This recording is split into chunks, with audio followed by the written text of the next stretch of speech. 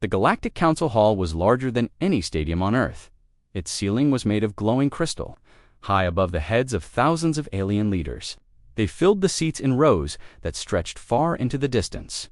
Some had claws, others had wings, fur, or scales. But all of them had something in common. They believed humans were weak. Soft laughter echoed through the hall. Whispers moved like smoke across the room. They won't do anything. Humans are all talk. They'll beg for mercy. Suddenly, the massive golden doors at the center of the chamber opened. The laughter stopped. Heads turned, voices fell to silence. She entered calm, steady. Unafraid, President Alara Morgan of Earth walked alone down the long black walkway. Her dark coat flowed behind her. Her boots echoed on the floor like warning drums. No guards, no weapons, just her. Aliens expected her to bow, to apologize, to ask for peace. Instead, she climbed the stairs to the center platform, stood tall, and stared at the council. Then she pointed. Her voice cut through the silence like a blade. "You attacked Earth." Gasps filled the air. Some aliens flinched. Others narrowed their eyes. From the far side, a large creature rose, 7 feet tall, skin like cracked stone. His eyes glowed red. He was Supreme Warlord Krazer of the Varnak Empire. "That's a lie," he growled. "The Varnak do not waste time on backward worlds." President Alara did not blink. She tapped a small device on her wrist. In seconds, a blue light filled the air above her. A holo-recording played. The crowd leaned in. The video showed Earth's moon, base quiet, peaceful. Then suddenly, under attack, alien ships appeared. Lasers lit up the sky. Explosions, screaming, fire. The image froze on one ship. Its markings were clear Varnak military insignia. The hall was dead silent. The Varnak leader barked, "Fake lies, human tricks." But another alien stood. His voice was slow, shaking. "I saw those ships pass through Sector 3. We said nothing. We thought it was a training mission." More whispers. A third alien spoke. "My satellites picked up the attack. I was ordered to delete the files." Illyra's eyes didn't leave the Varnak. "You tried to hide it," she said. "You thought we would kneel." Warlord Krezar bared his teeth. "You are one planet. We are thousands." "Yes," she said calmly. "One planet, one home."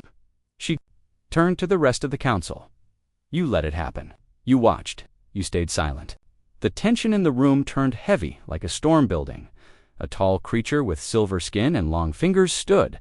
His voice was wise and old. "Earth is a new member of this council. You should seek peace, not threats." Alara looked at him. "We came for peace," she said. "But peace does not come with silence after murder." Another counselor, with skin like burning coal, crossed his arms. "What do you want, human?" War Alara stepped closer to the edge of the platform. "We want justice. We want truth. And if the council cannot give us that, Earth will take it." A low hum filled the chamber, as many whispered to each other. "Are they bluffing? They can't win against the Varnak. Do they have allies?" The Varnak warlord roared, "Try anything, and Earth will be dust by sunrise." Alara smiled for the first time. "You made one mistake," she said quietly. "What mistake?" Krezar barked. "You thought we were alone." Another tap on her wrist. This time, a new image appeared in the air. It showed space. Silent and terrifying hovered just outside the Council's home planet. Dozens of Earth warships, stealth class, armed and ready. "Your scanners didn't see them," Alara said, "because we wanted them hidden." Chaos erupted in the chamber. Some counselors ran, others shouted. A few screamed orders to their guards. Krezar's face twisted. In rage, "You dare bring weapons to this world?" "We brought proof," she answered, "and back up." A young alien stood near the back. She looked terrified, but she raised her hand. "I was at the moon base," she said. "I was a student. I saw everything. The Varnak ship destroyed our labs. My friends died. More voices began to rise. Small allies, forgotten species, quiet governments. We trade with Earth. We've seen their strength. They are not, like the others, they remember they're dead." Krezar stepped forward, claws out. "Earth is still young. You don't know how this galaxy works." Alara didn't move. "But you will," she said, because now Earth has seen how you work. She turned to the full council. You wanted silence, she said slowly, her voice cold and clear. But now you'll hear Earth roar. And with that, she walked off the platform. Behind her, the council fell into chaos. Some demanded war, others called for peace, and just a few wondered what Earth might become, now that it had finally roared. The council laughed then. The proof played. The council hall did not sleep that night. Across every system, screens lit up with one moment, the human president's accusation. Her words echoed across the galaxy. You attacked Earth. But the Varnak Empire denied everything. They called it human drama. They called the video a trick. The next morning, the council demanded more proof. Inside the hall, the alien leaders gathered again, looking tired, angry, and afraid. Warlord Krezor of the Varnak sat high in his chair. He smiled wide like a predator who thought the trap had failed. But President Ilara Morgan walked in just as calm as before. No fear in her eyes, no anger in her voice, only focus. The moment she stepped up to the platform, she said 4 words. Let them watch everything. She tapped her wrist again. This time, the blue holoscreen didn't show just one clip. It showed 6 dots, each one from a different angle. Each one recorded by a different source, different cameras, different species. One was from a civilian shuttle, hiding behind a moon crater. One was from an alien merchant who had been delivering supplies to the moon base. One was from Earth's own satellites, broadcasting the attack in full detail. The images were clear. Varnak ships firing first. Firing without warning, firing at medics, at scientists, at children. Then came the final video. Quiet. No explosions, no shouting, just a human woman sitting in a dark room. Her voice was soft. My name is Dr. Arya Lin. I was the head scientist on Moonbase Delta. She paused in the recording. Her eyes looked tired, but determined. We had no weapons. We had no soldiers, only scanners and samples. They destroyed everything. My team is gone. I'm the last one. Dr. Lin looked into the camera. I don't want revenge, she said. I want the galaxy to know what happened. I want the truth. The video ended. No one in the chamber moved. Even Warlord Krezor was silent. Then the whispers started. She was a civilian. There were children on that base. This was no accident. One alien leader stood. His face was covered in shimmering red scales. I demand we verify this, he said. If it is true, this is a crime. Another leader shouted, you humans could have faked all this. Ilara turned to him. You think we built deep-fake recordings from 6 systems? Do you think we faked the blood of our own children? A long silence followed. Then, something unexpected happened. A small creature stood at the back of the hall. He was short, with gray skin and 4 arms, a traitor from the Zintari species. He held up a data crystal in his hand. I sell fuel cells to many ships, he said in a nervous voice. 3 Varnak cruisers paid me 2 days before the attack. They said they were going to clean up the moon trash. I didn't understand at the time. He placed the data crystal into the council system. The payment logs appeared time, location, identity codes of the ships. Varnak confirmed. The silence in the chamber turned cold. President Ilara looked at Warlord Krezor. You still deny it? She asked. Krezor stood, but his voice wasn't angry anymore. It was low, cautious. You speak of war. Do you know what war with the Varnak means? Ilara stared back. You speak of war as if we're afraid of it. We're not. The old alien speaker, silver-skinned and wise, stood slowly. This evidence is true. Then the Varnak have broken the Council's most sacred law. No attack without warning, no assault on civilians. Some aliens shouted, others begged for peace talks. One of the Outer Rim leaders whispered, what if Earth is provoking a fight? On purpose. A new voice echoed from the side. A tall humanoid with golden armor stepped forward. I am Commander Rigel of the Threx Alliance, he said.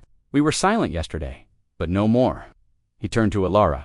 Earth has always been fair in trade, honest in words, brave in action. The Varnak have lied too many times. Threx stands with Earth. Another voice followed, then another. One by one, small voices began to rise behind Earth. Species that were once afraid. Species that had once been crushed by the Varnak. but remembered what it felt like. President Ilara stood quiet as they spoke. She didn't smile. She didn't need to. This wasn't a victory. It was just the beginning. Krezar leaned forward, claws tight against the edge of his seat. "You think alliances will save you?" Ilara finally answered. "No," she said, "but the truth will." Her eyes locked on the council. "I came here with evidence. Now you have a choice. Do you punish the guilty or protect them?"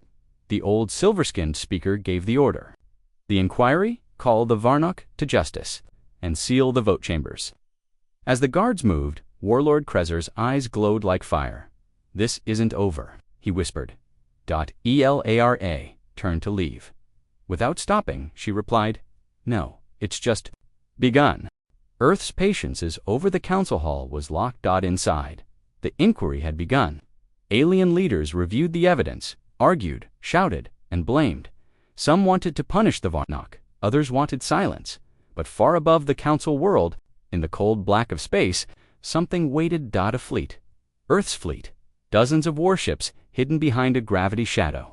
Powered down, silent. They had been there since the day President Ilara arrived. The ships floated like shadows, quiet, but deadly. Inside the lead ship Horizon 1, Admiral Vega sat in his chair, staring at the screens. He tapped a button. "Status. Ready for full activation," the officer replied. "Weapons charged. Cloak holding. Any movement from the Varnock fleet?" "None yet, sir. But their battleships are on high alert." Vega nodded. "Hold position." On the council planet below, President Ilara sat alone in the Earth Embassy. The room was quiet. Dark Hurade entered, holding a message tablet. "Madam President," he said, voice tense, "we just received word. The vote is delayed again. Some council members want to protect the Varnock." Ilara stood slowly, her face calm, but her eyes were fire. "They still think we'll wait forever," she said. She took the tablet and opened a private channel. "Admiral Vega," she said. "Confirm status. We're in position." Standing by, he replied. Ilara looked out the window toward the stars. "Begin silent activation. I want them to see us, but not yet." Vega smiled. Understood. Moments later, far in orbit, Earth's warships began to wake. Engines hummed quietly. Lights flickered on. Hulls shimmered as stealth fields dropped. The galaxy was about to see what Earth had brought. Meanwhile, inside the council hall, Warlord Krezar sat with a smug grin. "They'll protect us," he whispered to his second-in-command. "No one wants war," but he was wrong. Suddenly, a red alert rang through the chamber. A security drone flew in, blinking fast. "Emergency broadcast from orbital control," it said. The screens in the chamber came to life. Earth's fleet was now fully vital.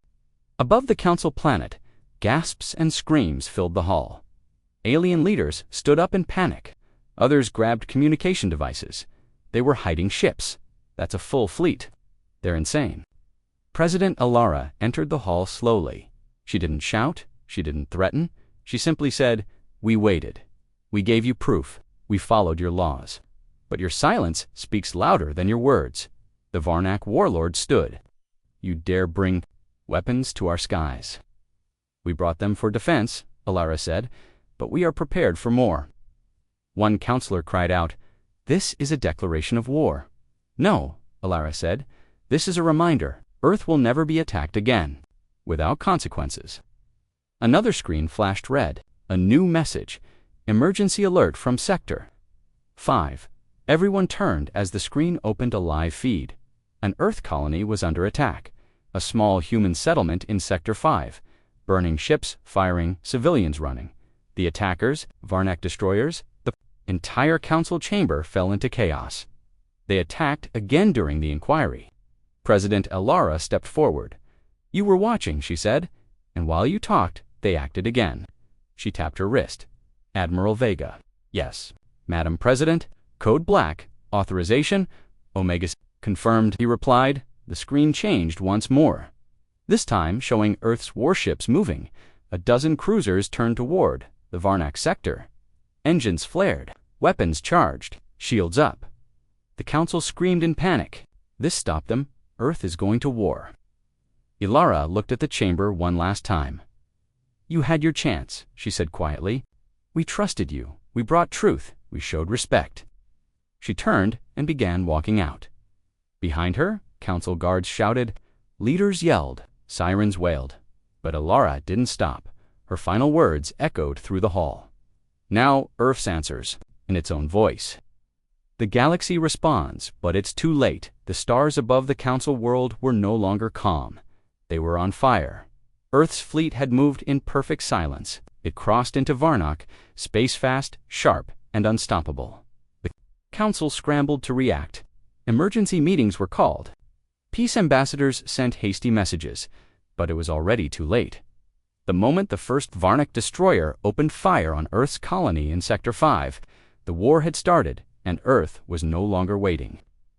On board the ESS Horizon 1, Admiral Vega gave the command. All ships engage targets. Strike only military sites. No civilian harm. Lasers lit up the void. Varnock warships tried to defend. They failed. Earth's ships moved like ghosts, quiet, deadly, precise. They didn't attack cities. They didn't bomb planets. They targeted command centers, weapons depots, and battlecruisers. One by one, the Varnock Empire's power collapsed. On the council world, panic grew. Warlord Krezar slammed his fist on the table. Call back your ships. We'll destroy them all. But even he could see that their fleet was burning. President Alara stood at the center of the council once more. This time, she didn't walk in alone. Behind her stood two leaders from allied species, the Threx and the Junari, small species, forgotten voices, now standing beside Earth. A council member cried out, "You must stop. There are peace talks starting now." Alara replied calmly, "They started too late." Another alien shouted, "We never approved war." "You approved?" "Silence," Alara said, "while our people died." She lifted her hand and tapped her communicator. "Status." A voice replied, "Varnock fleet down to 23%. Remaining ships in retreat, civilian sectors untouched, Earth losses minimal." A council leader with glowing green skin stood slowly. "What happens now, President?" Alara looked at him. "The galaxy decides who it wants to be." Hours passed. The screens across 1,000 star systems showed the same images. Varnock command ships destroyed, Earth ships pulling back, human medical teams landing in neutral zones to help civilians, not to conquer, not to rule, but to prove something. Earth had never wanted war. But when war was forced upon it, Earth answered with fire and control. Back on the council floor, Warlord Krezar was escorted out in chains. His second-in-command tried to speak, but no one listened. Council Speaker Silent during the chaos finally stood. For the first time in centuries, he said, "A member defended itself with justice, not conquest." He looked at Alara. "Earth has proven its strength, but more importantly, its honor." Alara didn't smile. Her voice was steady. "We are not perfect. We make mistakes, but we don't start wars." She turned to the crowd of alien leaders. "But if you bring war to our home, we will end it." There was no applause, no celebration, just silence, because for the first time, the galaxy believed her. Later that night, Alara stood on her ship, looking down at the stars below. Her aide walked beside her. "Was it worth it?" he asked. She didn't speak for a moment. Then she said, "It was never about winning. It was about showing them who we really are." He looked at her. "And who is that?" She turned to the stars, her eyes sharp and calm. "We're Earth," she said, "and we don't kneel."